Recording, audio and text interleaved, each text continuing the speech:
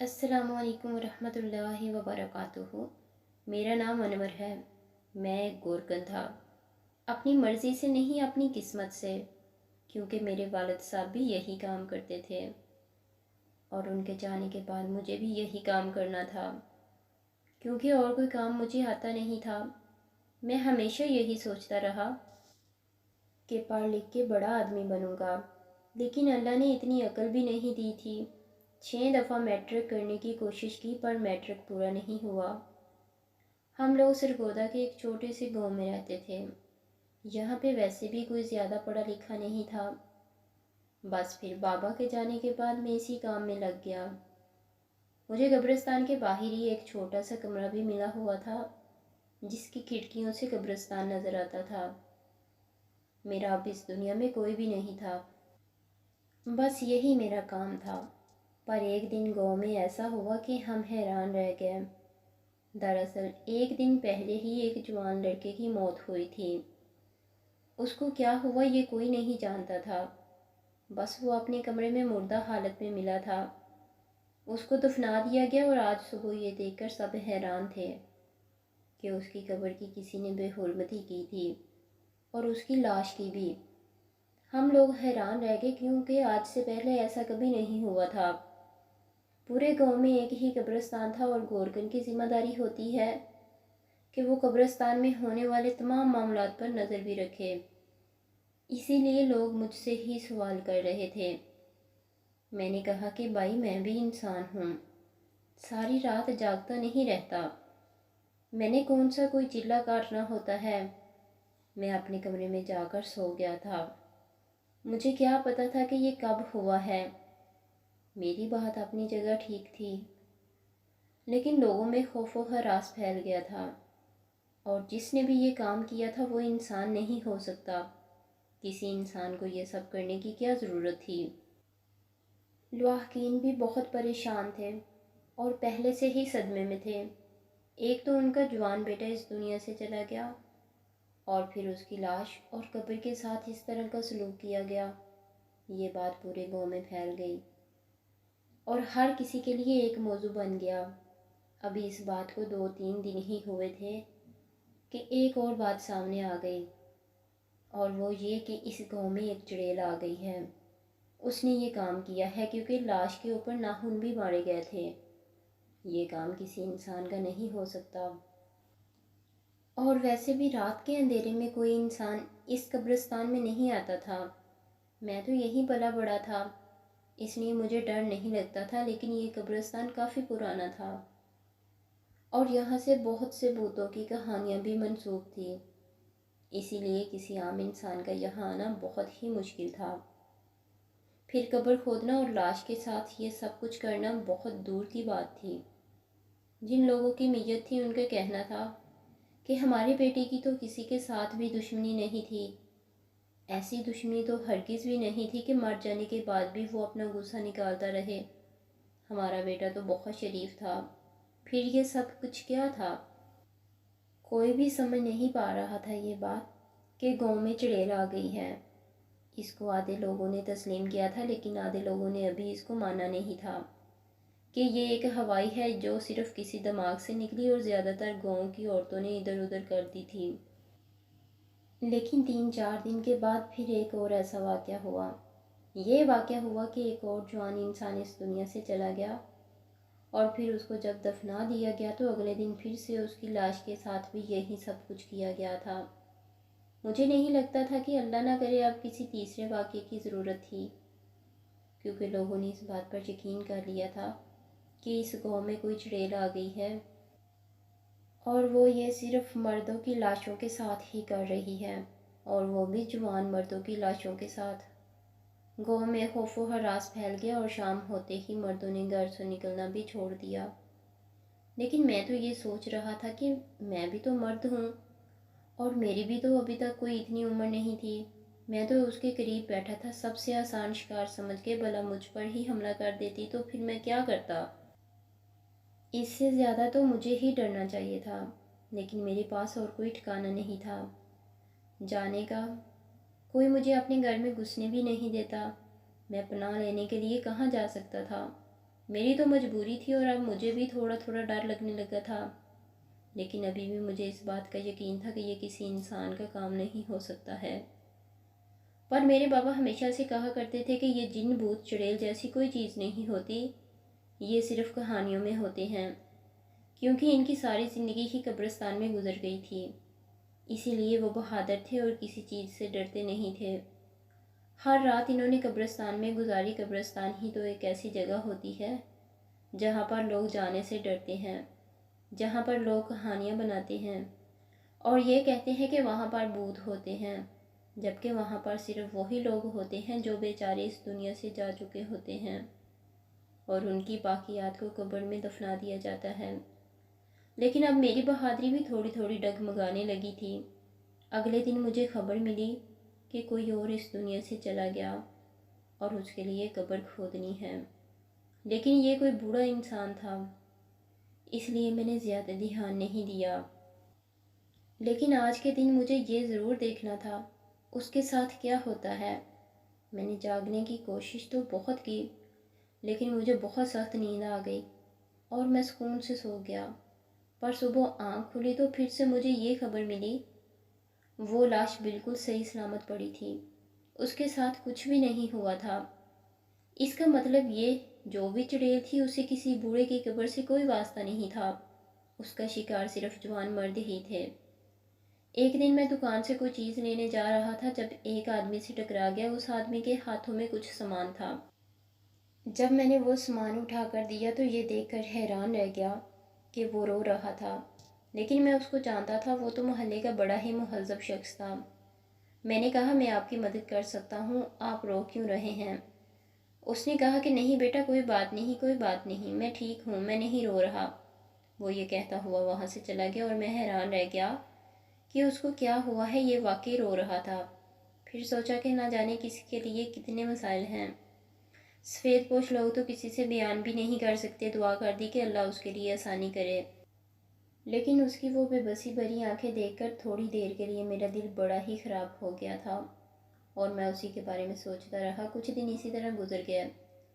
آج کل شام ہوتے ہی گاؤں خالی ہو جاتا تھا، سارے بچے جوان سب اپنے اپنے گھروں میں چلے جاتے تھے۔ ظاہر ہے کوئی بھی مرنا نہیں چاہتا تھا، سب کو ہی اپنی جان پیاری تھی۔ میں اپنے لیے کھانا لینے رات کو نکلتا تو سارا علاقہ خالی ہوتا تھا، لوگوں کے کاروبار بھی خراب ہو رہے تھے۔ میں کھانا لے کر واپس آ جاتا تھا اور کھانا کھانے کے بعد سکون سے سو جاتا تھا۔ میری یہی روٹین تھی اور میں اسی میں خوش تھا۔ ایک ہفتے کے بعد پھر سے کچھ ایسا ہوا کہ ایک اور لڑکا اس دنیا سے چلا گیا۔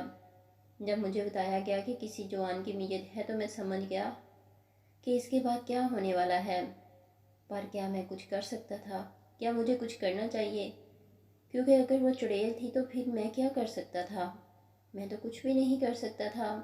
میں نے قبر تو کھود دی تھی اور لوگوں نے میت بھی دفنا دی۔ سب لوگ یہی باتیں کر رہے تھے کہ پھر سے نہ کچھ ہو جائے۔ مجھے کہا کہ تم نے ساری رات جاگ کر پہرا دینا ہے۔ مجھ پر سب لوگ اس طرح چلا رہے تھے جیسے یہ سب کچھ میری وجہ سے ہو رہا ہے۔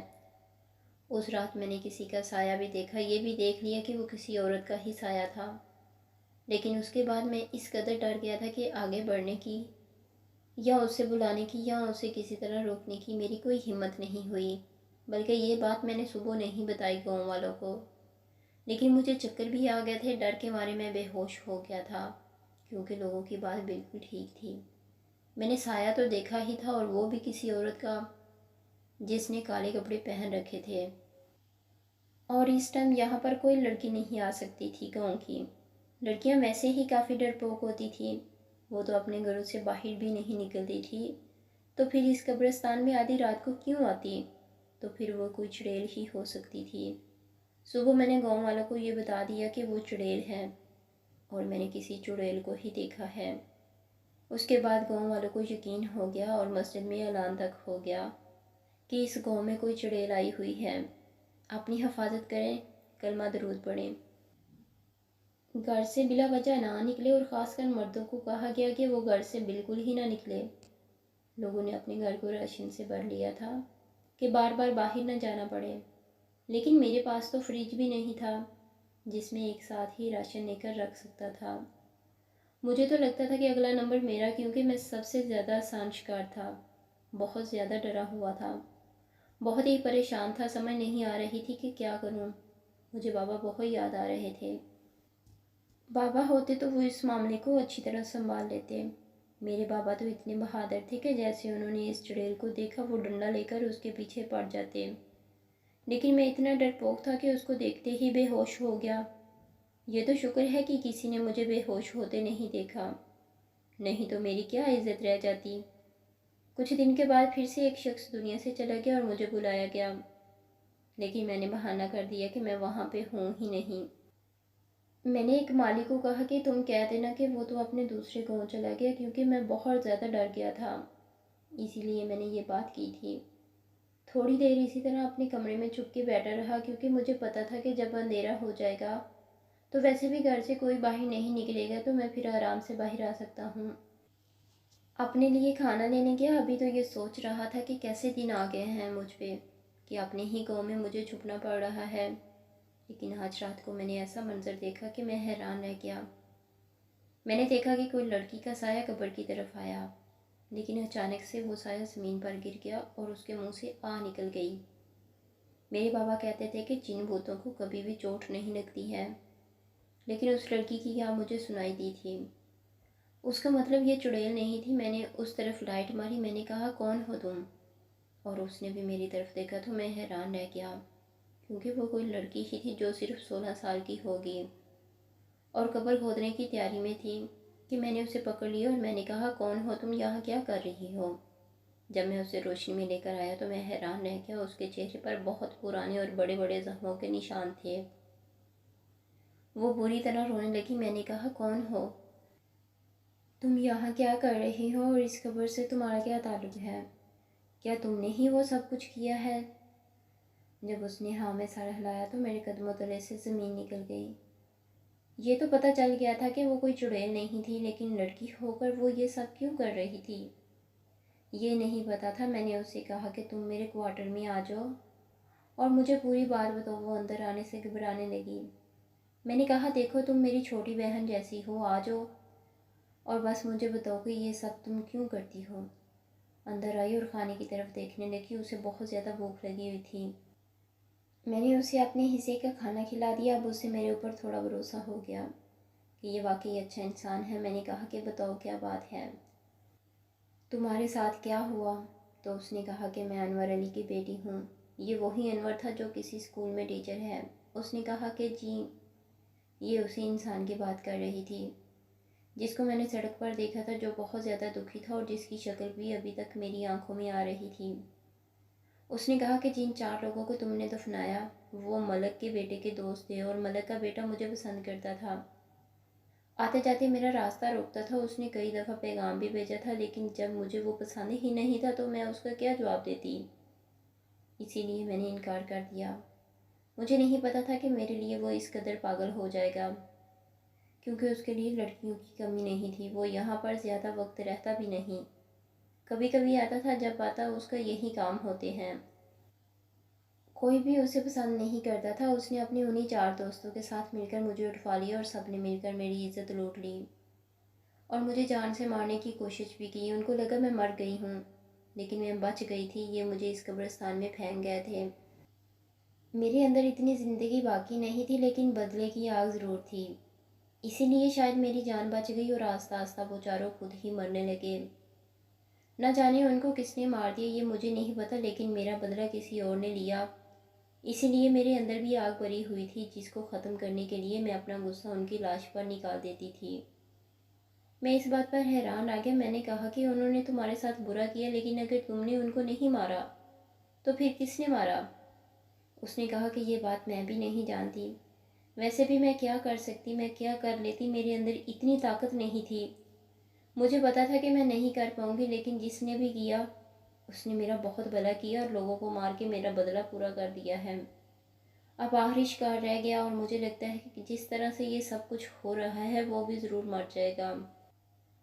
اس نے کہا کہ میرے بابا یہ جانتے ہیں کہ میں مر گئی ہوں، اس لیے آج کل بہت اداس ہیں۔ میں ان کے سامنے نہیں جانا چاہتی جب تک کہ میرا بدلہ پورا نہ ہو جائے۔ تبھی وہ انسان اتنا زیادہ پریشان تھا۔ میں نے اسے کہا کہ میں تمہارے لیے کیا کر سکتا ہوں۔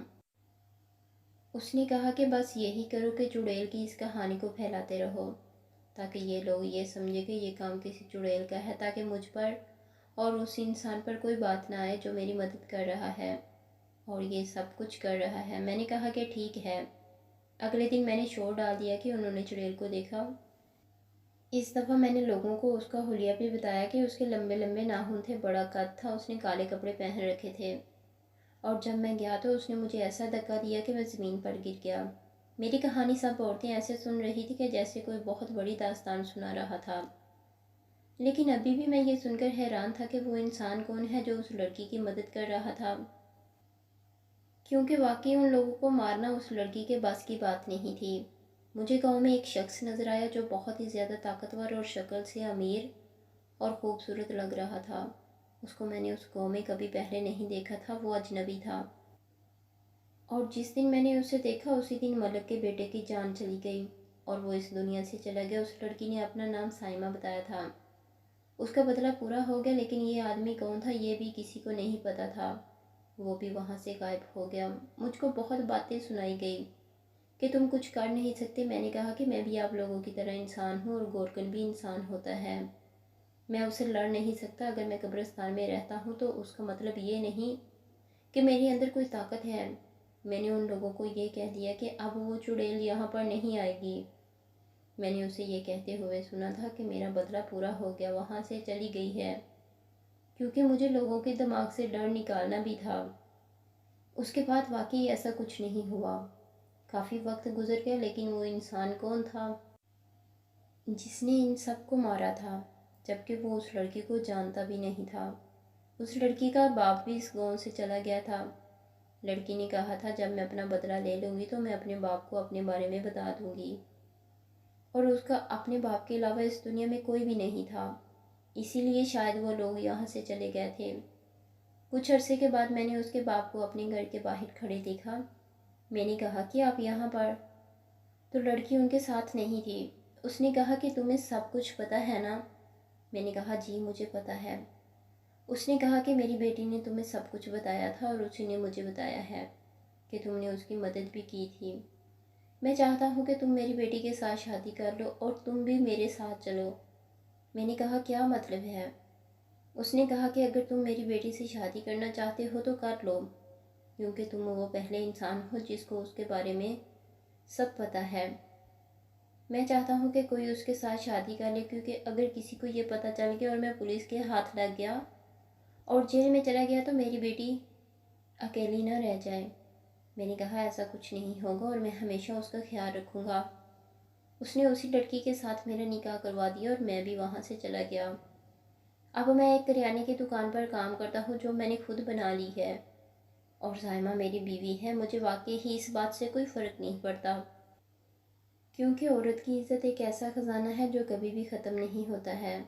جب لوگ کہتے ہیں کہ فلاں عورت کی عزت لٹ گئی ہے کیونکہ اس کے ساتھ غلط کاری ہوئی ہے، تو عزت اس کی نہیں بلکہ اسی انسان کی جاتی ہے جس نے غلطی کی ہے، کیونکہ غلط اس نے کیا ہوتا ہے۔ اس بات کی سمجھ نہیں آئی کہ جس کے ساتھ ظلم ہوا ہے اس کو کیوں مجرم بنا دیا جاتا ہے۔ بہرحال میری زندگی کا رخ بدل گیا ہے۔ گاؤں والے اس بات کو شاید بھول گئے ہوں گے یا صرف کہانی سناتے ہوں گے۔ اس گاؤں میں ایک چڑیل آئی تھی جس نے 5 جوان لڑکوں کو مار کے ان کی لاشوں کو برباد کر دیا، لیکن دراصل ان کے ساتھ جو ہوا بالکل ٹھیک ہوا۔ انہوں نے کسی کی بیٹی کی زندگی برباد کی تھی، اور ایسے لوگوں کے ساتھ اس سے بھی برا ہونا چاہیے۔ میں سلام کرتا ہوں اس آدمی کو جس نے اپنی بیٹی کی عزت لوٹنے والوں سے بدلہ لیا، لیکن کسی کو یہ بات بتائی نہیں کہ کسی کی بیٹی کے ساتھ ایسا نہیں کرنا چاہیے، اور ہر غریب انسان ڈرپوک نہیں ہوتا۔ پر میں یہ نہیں جانتا تھا کہ میں اس کہانی کا حصہ تھا، یہ مجھے معلوم ہی نہیں تھا، لیکن میری زندگی پوری طرح سے بدل گئی ہے اور اب میں بہت خوش ہوں۔ میں ساری زندگی قبر نہیں کھودنا چاہتا تھا، اس لیے میں ایک دکاندار ہوں، میری ایک بیوی ہے، ایک بچہ ہے، اور میں ایک اچھی زندگی گزار رہا ہوں۔ اس سے زیادہ مجھے کچھ چاہیے بھی نہیں ہے۔ اپنی زندگی میں بہت خوش ہوں اور اپنے بابا کو یاد کرتا ہوں۔ آخری وقت میں انہوں نے مجھے بہت دعائیں دی تھیں، ان کی دعائیں ہی مجھے لگ گئی، اور اب میری زندگی بہت اچھی ہے۔ مزید اچھی ویڈیوز کے لیے میرے چینل کو لائک، سبسکرائب اور شیئر کریں۔ ملتے ہیں نیکسٹ ویڈیو میں۔ اللہ حافظ۔